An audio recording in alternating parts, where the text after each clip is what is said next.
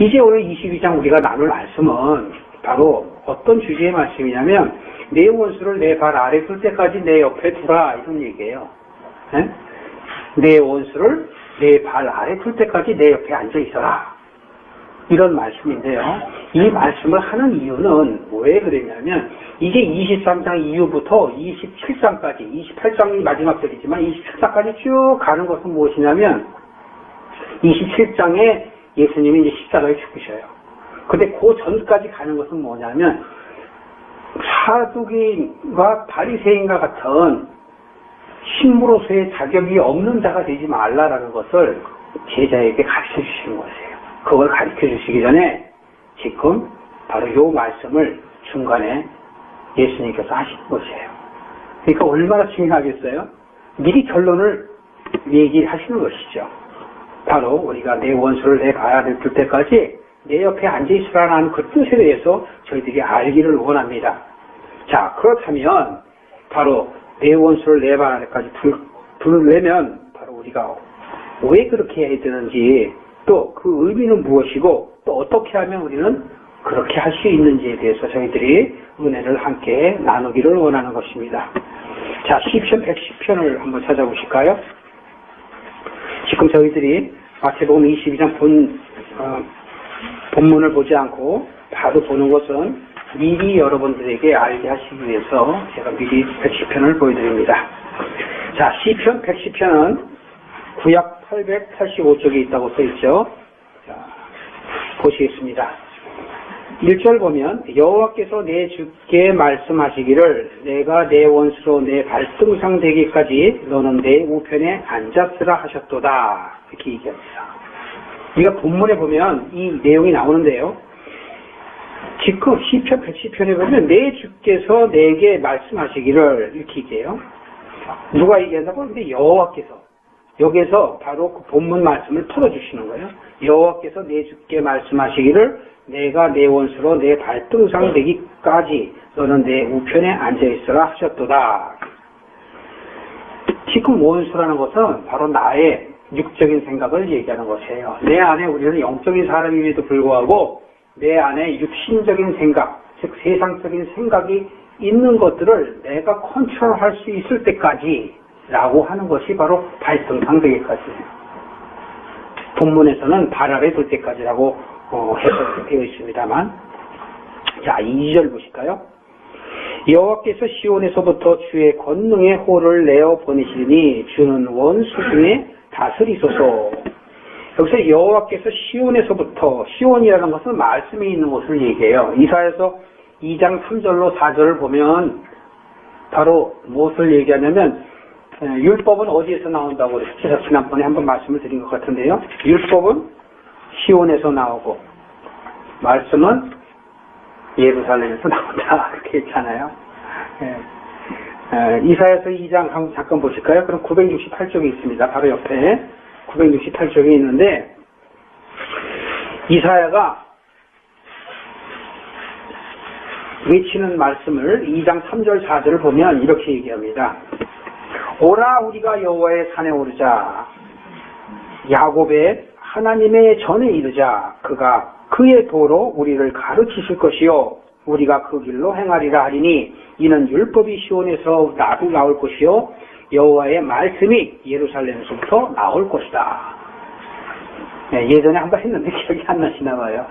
여기서 시온이라는 것은 예루살렘의 애칭이에요. 예루살렘의 애칭이고 히브리 말로는 마르다라는 뜻이 있어요. 마르다. 여러분 마리아와 마리다 아시죠? 그것도 다 같은 뜻이에요. 마르다와 마리아. 율법이라는 뜻이에요. 마르다는 율법적인 삶, 행위의 삶을 살았다라는 것이에요. 그리고 마리아는 복음적인 삶을 살았다라는 것이에요.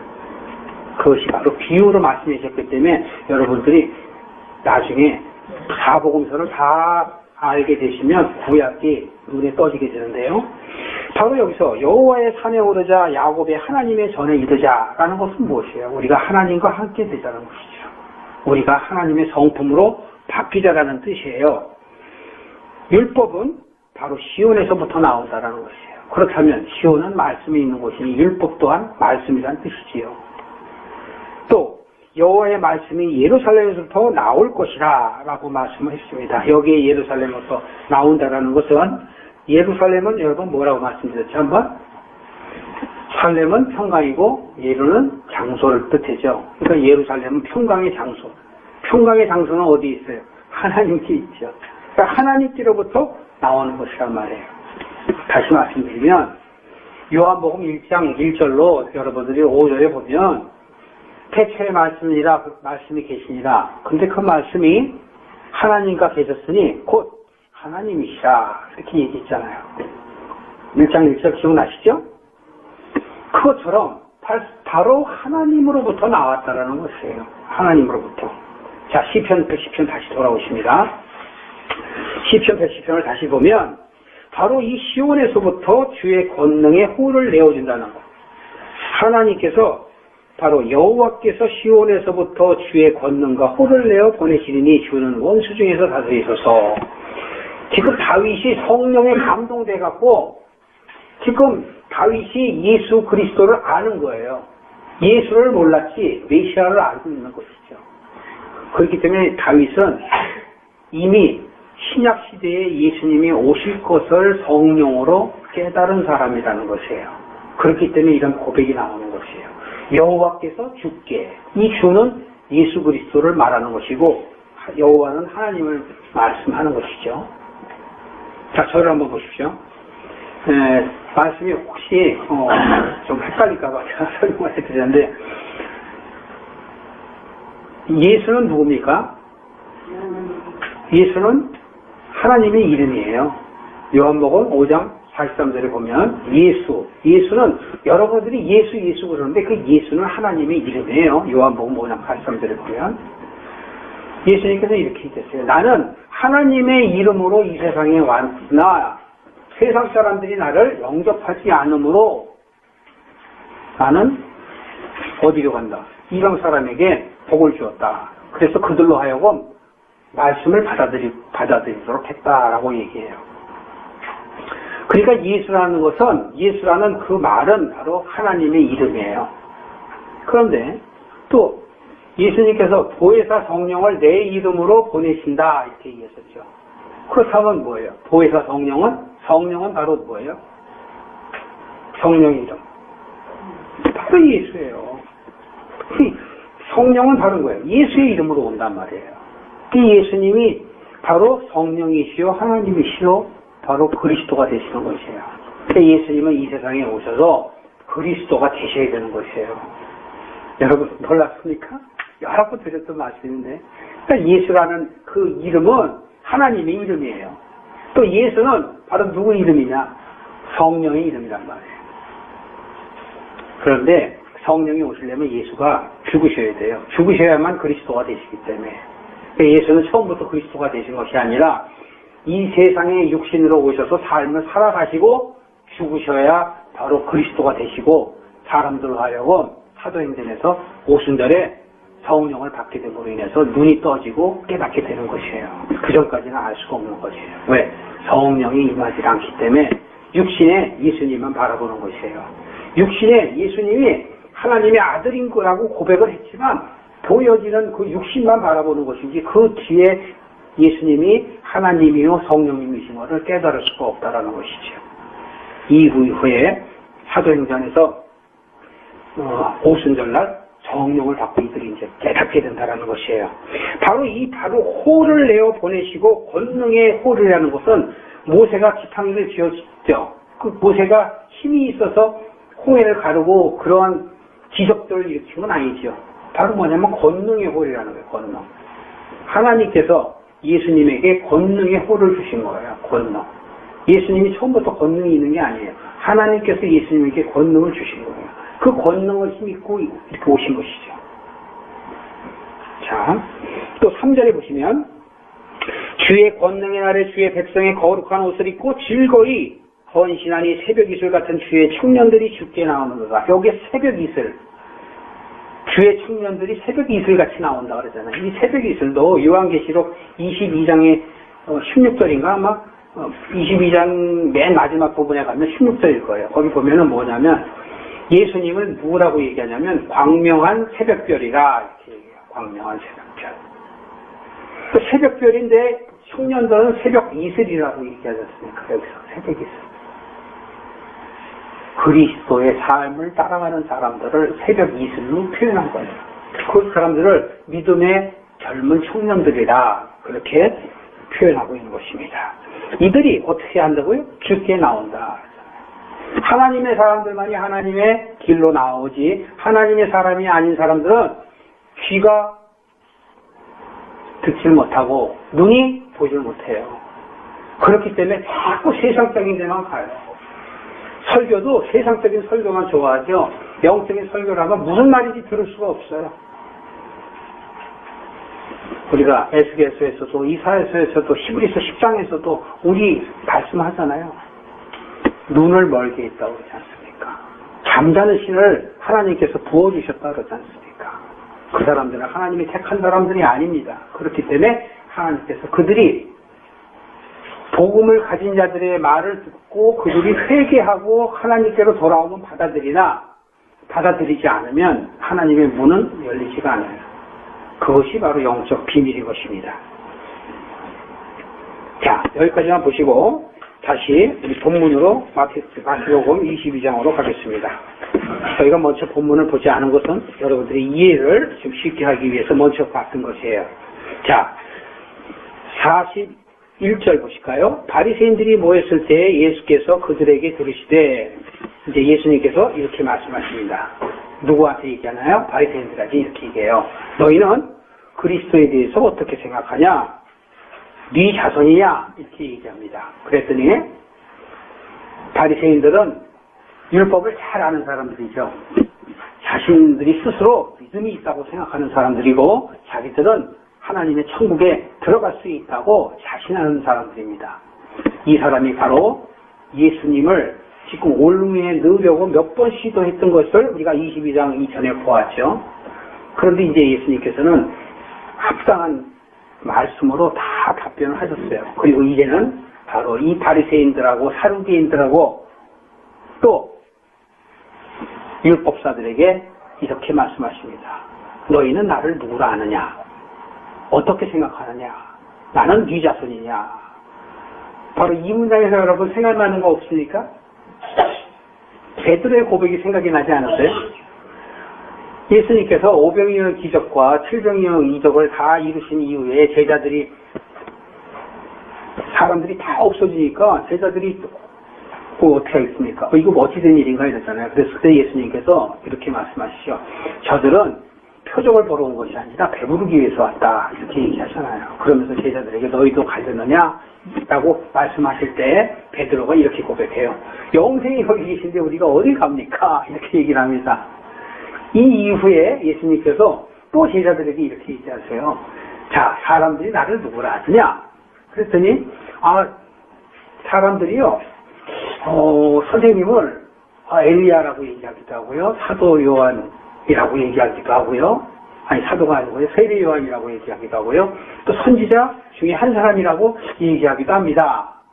그랬더니 예수님께서 제자들에게 이렇게 또 얘기하시죠. 그러면 너희들은 나를 어떻게 생각하느냐? 그냥 아무도 대답을 못하는데 우리 사랑스러운 베드로가 탁 나서갖고 한번 하자죠. 그때 얘기해요. 저는 그리스도시요 살아계신 하나님의 아들이십니다 라고 얘기하지 않습니까? 바로 이게 그 말이 생각나지 않습니까 여러분? 지금 여기에서 이렇게 얘기해요. 너희는 그리스도에 대해서 그렇다면 어떻게 생각하느냐? 여기서 예수라고 안 하시고 그리스도라고 얘기하시잖아요. 예수님이 아직 그리스도가 되시지 않으셨어요.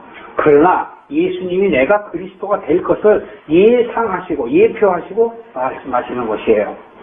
그랬더니 이들이 다윗의 자손입니다 얘기했어요. 그래서 이제 예수님께서 이들의 전국을 틀면서 꼼짝 못하게 말씀하시죠. 조금 전에 봤던 우리 시편 110편의 말씀인 것입니다. 자, 그렇다면 내가 다윗의 자손이라고 너희가 얘기한다면 어떻게 다윗이 나를 주라고 부르겠느냐? 이렇게 얘기해요. 바로 이들은 성경을 알아도 제대로 알지 못하고 글로 되어 있는 역사적인 역사책으로 보고 삶에 있어서의 이 세상 삶이 온전한 것임을 착각하고 사는 사람이에요. 그렇기 때문에 알지 못해요. 보십시오. 성경이 기록되어 있는 것은 역사적인 사실이고 모든 하나의 사건들 임에도 불구하고 거기서 주는 것은 하나님께서 우리에게 알려주시고자 뜻이 있어서 주는 것이죠.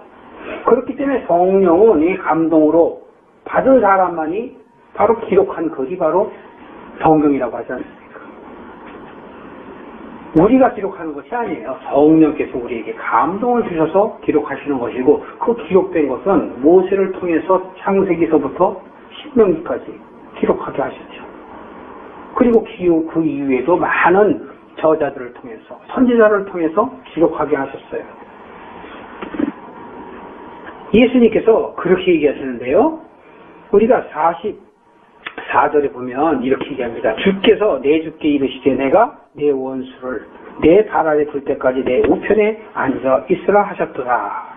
자, 여러분, 이 말씀이 굉장히 중요한 말씀임에도 불구하고 우리는 자꾸 그냥 넘어가는데요. 자, 내 원수를 내 발 아래 둘 때까지. 그건 무슨 얘기입니까? 세상적인 마음을 내가 컨트롤할 수 있는 믿음의 경지가 될 때까지 너는 내 옆에 앉아있으라. 그런데 누구 얘기했어요? 예수님 보고 그렇게 얘기했잖아요. 예수님 보고 그렇게 얘기했어요. 그렇다면 왜 그렇게 했을까요? 거기에 대해서 우리가 알아야 되는 것이에요. 자, 우리가 어떻게 하면은 원수를 내 발 아래 둘 수 있는가를 알아야 되고 왜 하나님께서 그런 말씀을 예수님을 통해서 얘기하셨고 또 우리로 하여금 그것을 듣게 하셨는가에 대한 것들을 우리가 에베소서를 통해서 나누기로 합니다. 에베소서 6장 찾아보시겠습니다. 신약 316쪽이에요. 에베소서 6장 10절부터 19절까지의 말씀을 통해서 우리가 은혜를 한번 나눠보자고 합니다. 자, 우리가 원수를 둘 때까지 바로 참 의미는 바로 무엇인가? 자, 첫 번째, 그리스도는 왜 하나님의 또 우편에 앉아야 하는가에 대해서 우리가 알아보길 원합니다. 그런데 왜 이런 말씀을 하셨을까? 바로 10절에 보시면 정말로 우리가 너희가 주 안에서와 그 힘의 능력으로 강건해지고 마귀의 계계를 능히 대적하기 위하여 하나님의 전신갑주를 입어라. 우리의 씨름은 혈과 육에 대한 것이 아니요 정세와 권세와 어둠의 세상 주관자들과 하늘에 있는 악의 영들에 대함이라. 자, 여기에서 그렇다면 왜 우리가 하나님 옆에 앉아 있어야 되는가? 예수님이 옆에 앉는데 우리 또한 옆에 앉는 거죠. 예수님이 옆에, 하나님 옆에 앉아 있으면 우리도 예수님 옆에 앉고 하나님 옆에 앉는 것이죠. 바로 어떻게 하기 위해서? 10절에 보면 힘의 능력, 주 안에서 하나님 안에서 하나님의 능력, 우리가 아까 능력의 홀, 권능의 홀을 받았다고 그랬죠? 시편에. 그것처럼 우리가 하나님의 권능을 받기 위해서 하나님의 우편에 있어야 되는 것이에요. 우리는 내 힘으로 절대 사단을 이길 수가 없어요. 그런데 어떻게 하면 이길 수 있어요? 우편에 있으면 안 될 수 있어요. 그래서 우리가 힘의 능력을 받아서 강건해지는 거예요. 또 그렇게 강건해지고 11절에 보면 어떻게 돼요? 마귀의 계계를 능히 대적할 수 있게 되는 거예요. 우리에게 강건한 능력을 하나님으로부터 받으면 마귀의 계계를 우리가 대적하여 승리할 수 있게 되는 것이죠. 그리고 12절 후반부에도 보면은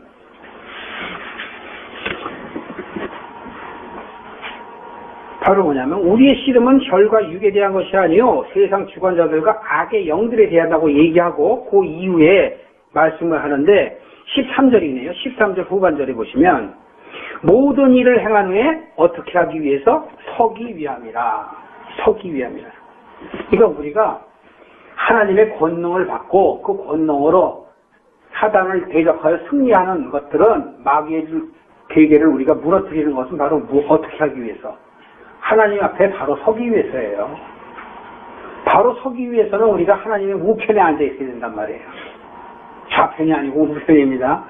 그 좌편에 대한 것은 나중에 이제 기회가 되면 또 말씀을 드리겠습니다. 자, 이렇기 때문에 우리는 바로 하나님의 우편에 앉아야 하는데 우리가 왜 앉아야 되냐면 우리는 우리 스스로가 사단을 알 수가 없어요. 그렇기 때문에 우리는 어떻게 되냐면 싸울 대상을 정확하게 파악을 해야 돼요. 그 싸울 대상이 바로 혈과 육이 아니요 어떻다고요? 정세와 권세의 세상의 주관자들과 세상 주관자들은 뭐예요? 세상을 점령하고 세상을 이끌어가는 사람들입니다. 오늘날의 이 세상을 이끌어가는 사람들로 보시면 돼요. 그 다음에 또 하나는 뭐예요? 악한 영이란 말이에요. 하늘에 있는 악한 영. 근데 하늘에 있는 악한 영은 내가 보이지 않는 저 위에 있는 하늘에 있는 악한 영이 아니고 내 속에 하늘과 땅이 있지 않습니까? 하늘 같은 마음, 하늘을 쫓고자 하는 나의 마음, 예수님을 쫓고 하나님을 쫓고자 하는 나의 영적인 마음, 그런데 또 하나의 마음은 세상을 쫓고자 하는 마음, 땅과 같은 마음이 있단 말이죠. 그런데 바로 이것이 뭐냐면 하늘에 있는 나를 나의 성령이고 영적인 삶을 살기로 위한 그 사람을 끌어내리려는 악한 영이란 말이에요. 그 악한 영으로 인해서 우리가 넘어질까봐 두렵다라는 것이죠. 그럼 우리가 넘어지지 않고 바로 설려면 어떻게 해야 되느냐? 전신갑주를 입어야 한다라는 것이에요. 그래서 이제 그 전신갑주를 입어야 한다고 해서 14절부터 17절까지 쭉 말씀을 합니다. 어떻게 해야 된다고요? 첫 번째, 진리의 허리띠를 펴라. 진리의 허리띠. 진리는 뭐예요? 나는 길이요 진리요 생명이요. 요한복음 14장 6절의 말씀이죠. 길이요 진리요 생명이신 예수 그리스도의 말씀의 띠, 허리띠. 허리의 띠라는 것은 우리가 다른 박질할 때 어떻게 합니까? 바지가 흘러내리지 않게 띠를 확 단단히 동여매야 되잖아요. 마음에 각오를 하라는 것이에요. 결단을 하라는 것입니다. 내가 말씀으로 결단을 하는 사람이 되어야 된다는 것이 이게 첫 번째 스타트예요. 그 다음에 두 번째가 뭐죠? 의의 흉배. 의의 흉배. 주의 말씀이 내 신비에 새겨져야 되는 것이에요. 히브리서 8장 10절과 10장 16절에 여러분 어떻게 되어 있어요? 그날 이후에 주의 법을 너의 생각에 두고 마음에 기록하고 또 16절에는 내 마음에 두고 생각에 기록한다 했잖아요. 바로 그 말씀이 내 안에 들어오는 것이 내 가슴에, 내 heart, 가슴에 여기 와 있어야 돼요. 신비에 들어와 있어야 된다. 그 신비에 들어오는 것이 바로 흉배예요, 흉배. 세 번째, 평안의 복음의 신을 신고 이것은 안식의 주인이 되는 것이에요. 예수님께서 안식의 주인이잖아요. 바로 내가 안식의 주인이 되어야 되는 것이에요. 내가 안식의 주인이 된다는 것이 뭐예요? 세상 근심 걱정하는 것이 아니고 주께 맡긴 삶을 살아가는 것. 그것이 바로 하나님이 내 안에 있음으로 나로 하여금 신을 신는다는 건 사역을 뜻해요. 그렇게 살아간다는 뜻을 뜻하는 것입니다. 또 네 번째, 믿음의 방패로 어떻게 한다고요? 악한 자의 모든 화전을 소멸해요. 믿음의 방패. 믿음은 어떻게 돼요? 여기 로마서 1장 17절에 보면 어떻게 돼요? 하나님의 의가 나타나서 믿음에서 믿음에 이르게 한다 그랬잖아요. 그 믿음이 내게 있을 때 그것이 방패가 돼서 악의 영으로부터의 화전. 화전은 뭐예요? 우리가 지난 시간에 한번 했죠. 고린도 후서 2장인가 할 때 제가 설명했나요? 우리가 승리를 했을 때 사망으로부터 우리가 이김을 하잖아요. 사망아 너희 쏘는 것이 어디 있느냐? 우리가 이김을 얻었도다. 말씀이 내 안에 들어와서 그 구절 그걸 얘기하는 거예요. 즉 사단이 나에 대해서 미혹하고 유혹하고 나를 넘어뜨리려 하는 것을 믿음이 있는 자에게 그 믿음의 방패로서 다 막아낸다는 거예요. 화살을 어떻게 한다고요? 쏜다 이거예요. 막아낸다 이거예요. 그 다음에 17절에 보면 구원의 투구와 성령의 검. 구원의 투구는 바로 무엇을 얘기할까요? 예수님은 교회의 머리 되시죠. 예수님이 교회의 머리예요. 교회가 누굽니까? 여러분이죠. 여러분의 머리가 된다는 것은 뭐예요? 나의 생각이 나를 주장하는 것이 아니고 그리스도가 나를 주장하는 것이에요. 내 생각이 내 소견대로 사는 것이 아니라 말씀이 내 안에 들어오시면 그 말씀이 내 안에서 생명력 있고 운동력이 있어갖고 나를 주장하게 하시는 것이에요. 그리고 내 머리가 되시는 것이에요. 예수님이 이 세상에 오셨으면 나는 여우도 굴이 있고 새도 집이 있지만 나는 머리 둘 곳이 없다고 비유했다고 얘기했죠. 예수님께서 들어가 계실 곳이 없어요. 우리의 심령이, 우리의 상태가 그렇다라는 것이에요. 구원의 투구는 뭐예요? 예수님이 나의 머리가 되시는 것이에요. 그것이 구원의 투구예요. 다시 말씀드리면 내가 없고 하나님이 내 안에 사시는 것이죠. 그것이 바로 구원의 투구인 것입니다. 다음번에는 뭐라고 했어요? 성령의 검, 곧 하나님의 말씀을 가지라. 성령의 검은 바로 쉽게 옆에 풀어줬네요. 하나님의 말씀이다. 말씀이 없으면 우리는 사단과의 전쟁에서 이길 수가 없어요. 그렇기 때문에 바로 말씀을 가지라는 것이에요. 하나님의 말씀이 바로 내 신비에 새겨져 있으면 우리는 그 말씀이 내가 어려운 일을 당할 때마다 생각나게 하시고 나를 주장하게 하신다는 것입니다. 자, 두 번째는 어떻게 해야 발화를 수 있을까요? 18절에 보시면 모든 기도와 간구로 하되 무시로 성령 안에서 기도하고 이를 위하여 깨어 구하기를 항상 힘써라 이렇게 얘기하잖아요. 우리가 기도를 하는 거예요. 이 기도는 왜예요? 성령 받기 위해서 기도하는 것이죠. 내가 힘드니까 내가 할 수 없으니까 온전하게 나는 하나님 앞에서 어떻게 해야 된다고 그랬습니까? 겸손해야 돼요. 조금 안다고 그게 아니라 말씀을 뭐 성경 알아봐야 얼마나 알겠어요. 성경 지식이죠. 그것도 영적인 말씀도 아니고 그냥 나와 있는 성경의 글을 보고 그냥 아는 척. 그게 아니란 얘기죠. 항상 하나님의 말씀 안에서는 우리가 겸손한 마음으로 주님 제게 말씀해 주세요. 주님 말씀을 깨닫게 해주세요. 그런 마음으로 성경을 봐야 영적인 눈이 열리지 그냥 보면은 그건 역사책이고 철학책이고 우리를 인도하는 그냥 안내서일 뿐이에요. 그렇게 보셔서는 안 됩니다. 그렇기 때문에 여기서는 기도와 간구를 하는데 어떻게 하라고요? 간구는 뭐예요? 간절한 마음으로 기도하라는 것이죠. 어떻게 하라고? 무시로. 그렇기 때문에 여러분 주일날 하루 와서 예배드리는 것이 기도입니까? 그거 아닙니다. 기도는 우리의 삶에서 그저 무시로 나오는 것입니다. 길을 가더라도 자동차 운전을 하더라도 우리는 예수를 믿는다고 꼭 밥 먹을 때만 하죠. 밥 먹을 때. 그 왜 밥 먹을 때 왜예요? 남에게 보이려고 하지 말라고요. 그냥 사람이 많을 때는요, 그냥 묵상으로 기도해요. 주님 감사합니다. 귀한 음식을 주시고 내 몸을 이렇게 잘 살 수 있도록 하시니 건강하게 하시려고 이렇게 주시니 감사합니다. 그런 마음을 갖고 먹으면 기도 안 해도 되는 거예요. 내 마음이 삶으로 나오면 되는 것이지 외식하는 자처럼 막 머리 숙여가면 큰 소리로 그냥 저는 식사할 때 가장 그 곤란한 게 그런데요. 꼭 식당 가서 저한테 식사 대접한다고 그러면서 기도합시다 그러고서 기도 막 하잖아요. 아 그리고 참 곤란해요. 또 저보고 기도하달래 또 얻어먹는 사람이 또 기도해 주는 거라고 그래갖고 또 제가 또 기도를 해야 돼요. 좀 난감해요. 그럼 그냥 조용하게 얘기하는데 여러분 그런 외식하는 삶을 살지 마십시오. 예, 기도 필요하니까 그냥 다른 사람들이 보이니까 할 수 없이 기도하는 것이죠. 예, 그러나 참 기도는 우리가 무시로 하는 거예요. 무시로.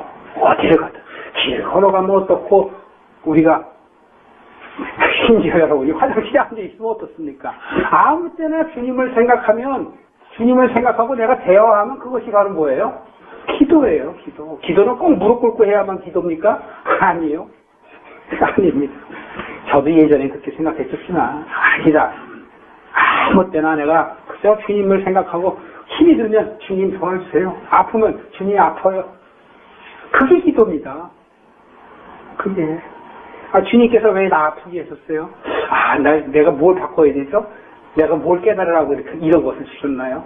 여러분 앞에 어려움이 생기면 그것을 원망하고 비난하지 마십시오. 하나님은 그 환경과 그 어려움을 통해서 여러분이 바로 서기를 원하시는 것이에요. 그렇기 때문에 사랑하는 자마다 징계치 아니하는 자가 없으며 징계를 받지 않는 사람은 사생하라라고 성경은 우리에게 알려주는 것입니다. 여러분 징계를 달갑게 받을 수 있는 믿음의 수준이 이르기를 주님의 이름으로 축원합니다.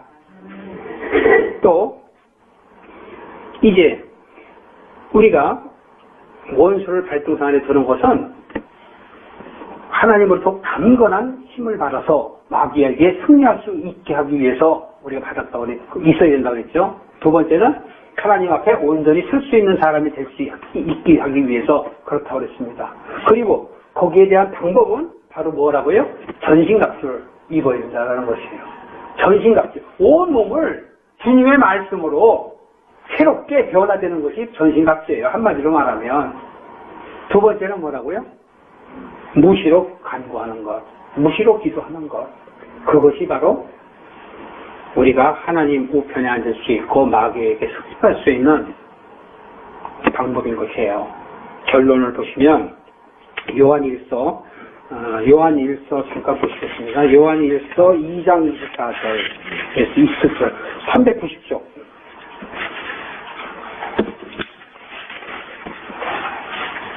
요한일서 2장 24절부터 24절을 갖고 27절 그 두 구절을 보시고요. 히브리서를 잠깐 보셔야 되는데. 자, 누가 찾으셨으면 요한일서 2장 24절 한번 읽어주실래요? 너희는 처음부터 들은 것을 너희 안에 거하게 하라. 처음부터 들은 것이 너희 안에 거하면 너희가 아들의 안과 아버지 안에 거하리라. 25절도 읽어주세요. 그가 우리에게 약속하신 약속이 이것입니다. 영원한 생명입니다. 자, 여기서 처음부터 들은 것이 바로 복음이에요. 복음. 처음부터 들은 것은 바로 무엇이냐? 요한복음 1장 1절부터 5절의 말씀이에요. 처음부터 들은 것. 이해가세요? 여기 요한 1서잖아요. 사도 요한이 요한복음을 쓰고 요한 1서, 2서, 3서를 썼잖아요. 이해되세요? 그러니까 요한복음을 21장까지 썼고 요한서신 5장, 요한 1서 5장에다가 요한 2서 1장, 요한 2서 1장 이렇게 해서 7장을 또 썼어요. 그러니까 7이 4번 가요.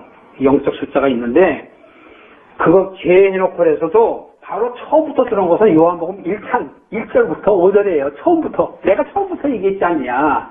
그거 얘기해요. 요한복음 1장 1절부터 5절까지 여러분 아주 외우다시피 하셔야 돼요. 태초에 말씀이 계시니라 그 말씀이 곧 하나님과 계셨으니 그 말씀은 누구라? 곧 하나님이시라. 그러죠.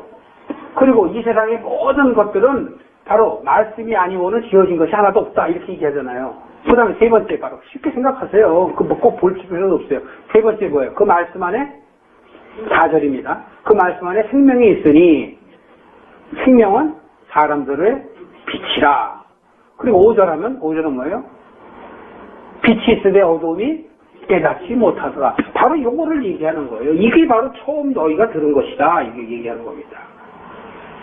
그래서 이 처음 들은 것을 너희 안에 있게 하라는 것이에요.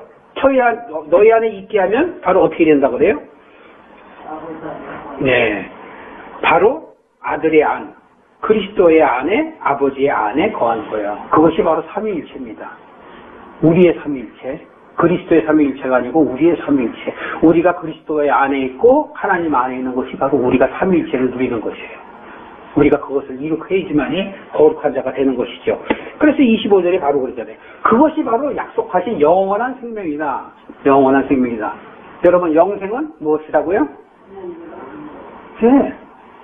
유일한 하나님과 그의 보내신 자를 아는 것이 영생이다. 그러니까 여러분 그걸 아는 것이 영생이에요.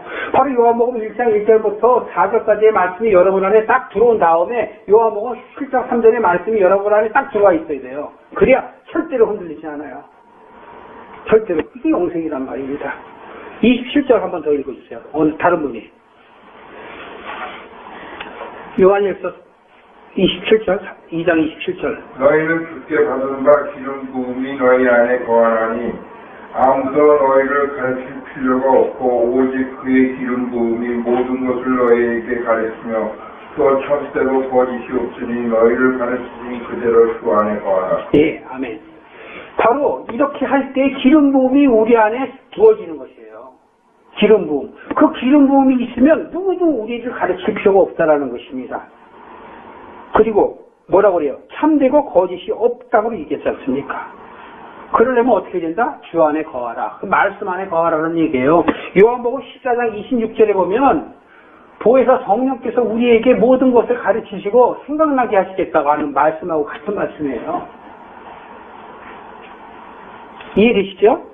여러분? 그렇기 때문에 여러분 우리는 참된 말씀을 깨달아야 돼요. 한 장만 내가 더 찾아보고 가겠습니다. 히브리서 10장 이게 중요하기 때문에 한 번만 더 찾아보고 우리 가볼게요. 히브리서 10장 20절서부터 25절까지, 26절까지 말씀인데요. 364쪽. 네, 찾으셨죠? 자, 여기 제가 그냥 읽어드릴게요. 그 길은 우리를 위하여 휘장 가운데로 열어놓으신 새롭고 산 길이요. 휘장은 곧 저희의 육체니라. 아까 제가 말씀드렸죠. 휘장은 우리의 육체라니까. 그것을 하나님께서 어떻게 해요? 무너뜨렸잖아요. 우리 육신으로 살던 우리를 무너뜨리고 이제는 영적으로 살게 하셨어요. 누가? 그리스도가. 그게 지성소에 있는 중간에 막혀있는 휘장이에요. 그래서 예수님은 바로 뭐예요? 새롭게 살았다 이거예요.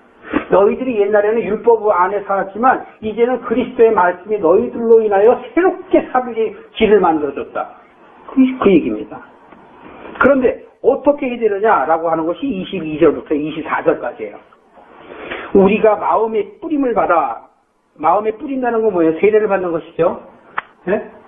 뿌림을 받는다는 거. 성령이 역사하시는 걸 마음에 뿌림을 받는 거예요. 우리가 성령의 역사를 받아 양심의 악을 깨닫고. 양심이 뭐예요? 베드로전서 3장 21절에 보면 어떻게 돼요? 우리의 양심이 회복되어 하나님을 찾아가는 것. 그렇잖아요. 그러니까 여기서 바로 뭐냐면 양심의 악을 깨닫는 거예요. 내 마음속에 여러분들 믿는 자들은요, 자기가 잘못한 거 다 알아요. 알면서도요, 자꾸 자기의 의의를 드러내갖고요, 자기를 인정하지 않아요. 그러니까 먼저 손 안 내밀어요. 절대 안 내밀어요, 자기 자존심 때문에. 여기서 악이 뭔지 아세요? 자존심이에요. 자기를 버려야 되는데. 그래서 예수님의 그 사랑을 느낀 바울이 그렇게 고백하는 거예요. 나는 날마다 죽노라. 그 죽는 건 뭐예요? 악을 버리는 거예요. 나는 날마다 죽노라.